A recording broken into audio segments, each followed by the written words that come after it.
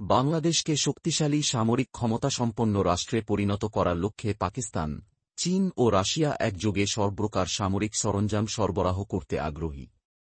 এই উদ্যোগে ভারত গভীরভাবে শঙ্কিত, কারণ এটি তাদের আঞ্চলিক প্রভাব ও আধিপত্যে সরাসরি আঘাত হানতে পারে।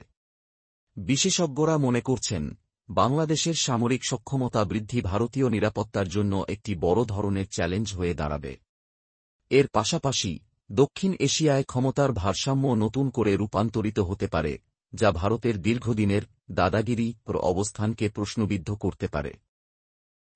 সবার অলক্ষ্যে নিজেদের সামরিক সক্ষমতার বিস্ময়কর পরিবর্তন এনেছে পাকিস্তান। এতে সহযোগিতা দিচ্ছে চীন। আর পাকিস্তান চীনের এই অঘোষিত সামরিক জোট চিন্তায় ফেলেছে ভারতকে। এসব খবরের মধ্যেই পাকিস্তান চীনের তৈরি জেএফ যুদ্ধ বিমানের দাপট ভারতের জন্য এসেছে আরও বিস্ময় হয়ে। কোনো দেশের নাম উল্লেখ না করলেও দক্ষিণ এশিয়ায় ভারতেরই এক প্রতিবেশী নিজেদের আকাশ সক্ষমতা বাড়াতে এই যুদ্ধ বিমান ক্রয়ের চিন্তা করছে বলে তথ্য উঠে আসছে।